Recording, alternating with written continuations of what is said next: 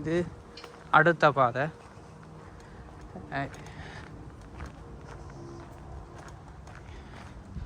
ஒரு காட்டுக்குள்ளால் போகிற ஃபீலிங் மாதிரி இருக்கா? அதுவும் அடர்ந்த காட்டுக்குள்ளால் போகிற ஒரு ஃபீலிங் இருக்கா உங்களுக்கு?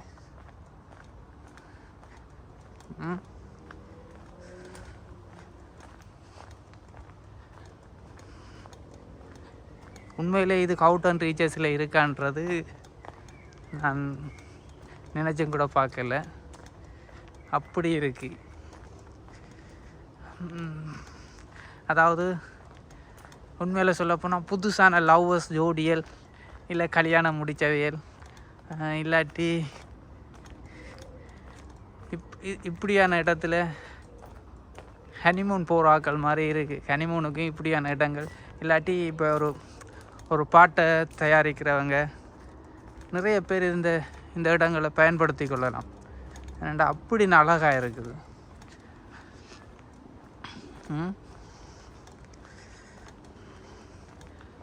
ஒரு விஷயத்துக்குள்ளே போவேக்கில்ல தான். உண்மையில் நான் இந்த யூடியூப் பண்ணுறதுக்கு அப்பால் நான் இந்த எங்கேயுமே டூரிசம் எங்கேயுமே போகணும் அன்று இல்லை, வேலை வீடுன்னு இருப்பேன்.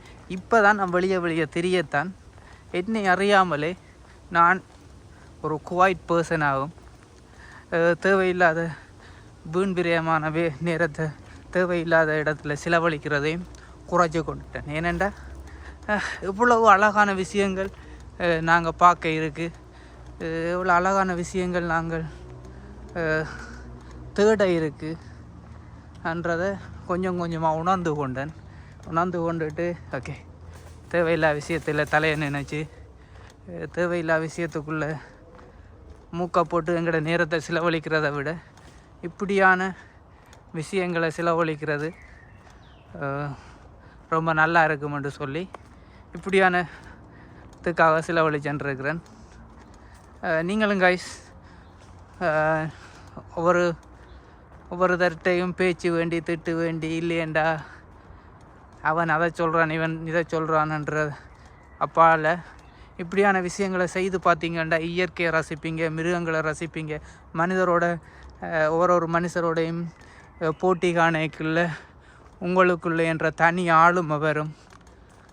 ஆளுமை வரைக்குள்ள உங்களை அறியாமலே நீங்கள் ஒரு அமைதியான பர்சனாகவும் ஒரு அமைதியான வாழ்க்கையும், அதை விட நீங்கள் நிறைய நல்ல மனிதர்களையும் பெற்றுக்கொள்ளுவீங்க. பார்த்தீங்களான்னு சொன்னால் இப்படி ஒரு பிளேஸை எப்படி இருக்குன்னு சொல்லி கமெண்ட் பண்ணுங்கள் கைஸ். ஃபோட்டோ எடுக்கிறேன்டாலும் நல்லா இருக்குங்க கைஸ், பார்த்துட்டு கமெண்ட் பண்ணுங்கள்.